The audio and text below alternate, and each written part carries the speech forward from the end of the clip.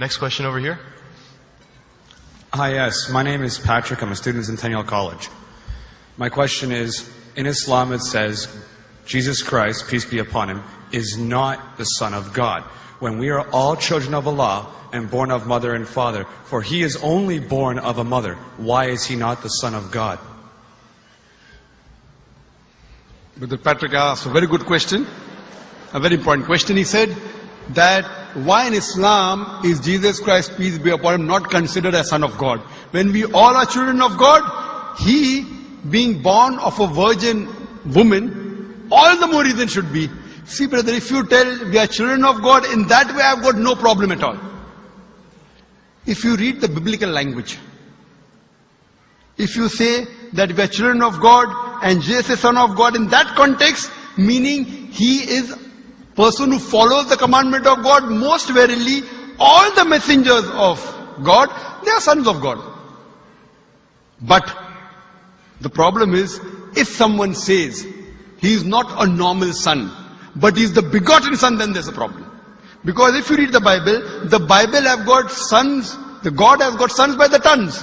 If you read the Bible, Adam is son of God, Ephraim is son of God, Israel is son of God. It's mentioned in the book of Romans, chapter number 8, all those who are led by the Spirit of God, they are sons of God. That means if you follow the commandment of God, you're a son of God. I've got no problem with that phrase at all. But today, that phrase has been misunderstood. For example, if a young son asks me a question, I said, Beta, son, it's a very good question. He won't mind because I'm elderly, But if I say that begotten son, that means I'm insinuating him. Maybe he'll punch me. Fine. So what do you realize? That using the phrase son of God, in the context that we are children of God, we have no problem. So in that context, all the human beings who follow the commandments of God can be called children of God. No problem. But what the Christian says, that no, Jesus Christ, peace be upon him, is not a normal son. And he quotes Gospel of John, chapter number 3, verse number 16. For God so loved the world that he gave his only begotten son. Whosoever believeth in him shall not die but have everlasting life. Correct, brother? So do you believe Jesus is the begotten son of God? I do. You believe, fine. Now this verse which I quoted, Gospel of John, chapter number 3, verse number 16, it's from King James Version.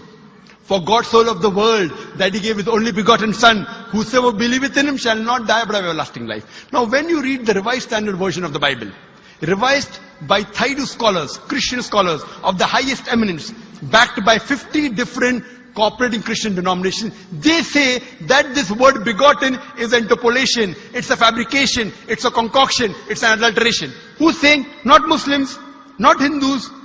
Thaidu Christian scholars of the highest eminence in the Revised Standard Version of the Bible, they say begotten is interpolation.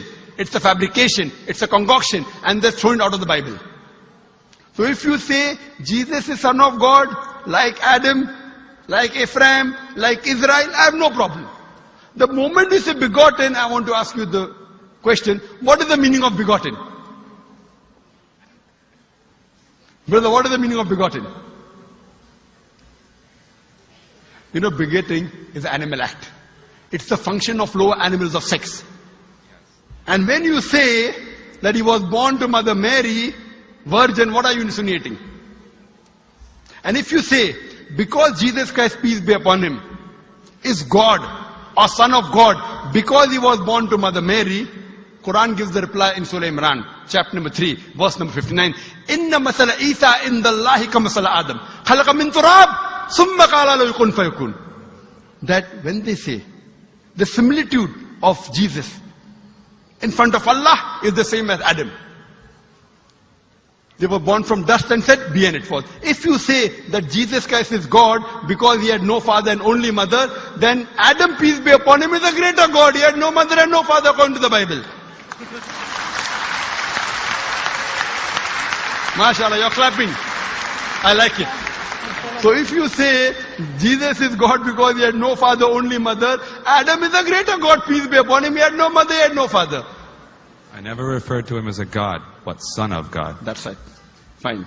So Adam is a bigger son of God.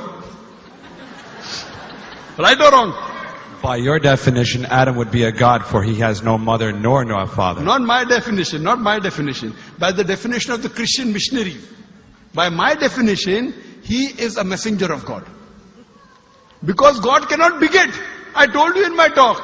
Lam yalid wa lam yulad. He begets not, nor is he begotten. The moment God begets, he is not God. Son of God meaning pious person, I agree. That's the reason Allah subhanahu wa ta'ala in the Quran, in 99 attributes, He has missed out Ab, father. Why? It's a good attribute, but Allah did not mention Ab meaning father because people started having wrong meaning of the word father. So He used the more difficult word Rab, but did not use Ab. Logically it's fine, but Almighty Allah subhanahu wa ta'ala purposely did not use the attribute Ab in the Quran because people will misunderstand. That's the reason English-wise, saying Jesus is the Son of God, meaning messenger of God, I'm with you. But the moment you say begotten Son, I have objection.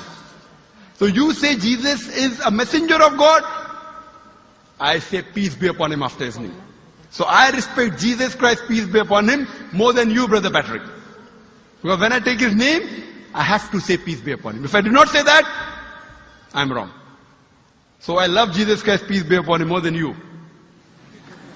I follow his teaching more than you. And if you want, I can prove it to you. That's a different argument, not for tonight. Sorry? That's a different argument and not for tonight. Okay, fine. I'll give you a few things. Jesus Christ, peace be upon him. Fine? If you read the Bible, he was circumcised on the 8th day. Fine? Majority of all the Muslims are circumcised, the Christians aren't. So if you say Christian means a person who follows the teachings of Jesus Christ, peace be upon him, then it's mentioned in the book of Leviticus, chapter number 11, verse number 7 to 8. It's mentioned in the book of Deuteronomy, chapter number 14, verse number 8, you should not have pork. It's mentioned in the book of Isaiah, chapter 65, verse number 2 to 5, should not have pork. Muslims don't have pork, most of the Christians have pork. If you read the book of Ephesians, chapter number 5, verse number 18, in the book of Proverbs, chapter number 20, verse number 1, it says you should not have alcohol. Muslims as a whole don't have alcohol, most of the Christians have alcohol. If you say Christian means a person who follows the teachings of Jesus Christ, peace be upon him, we Muslims are more Christian than the Christians themselves.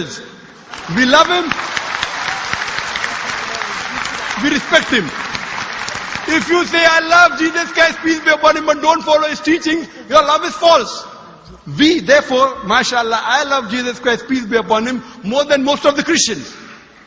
Because I follow his teachings, I respect him, I revere him. And Jesus Christ also said, in the Gospel of John, chapter number 16, verse number 11 to 14, I have many things to say unto you, but ye cannot bear them now. For he, when the Spirit of truth shall come, he shall guide you unto all truth. He was talking about Prophet Muhammad to come.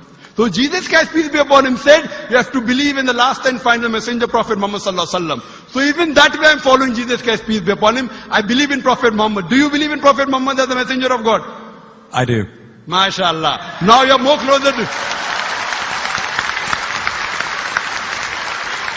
Allahu Akbar. Allahu Akbar. Subhanahu wa ta'ala. Now he wants to say the Shahada, and then we will move forward, say after Ashhadu an la ilaha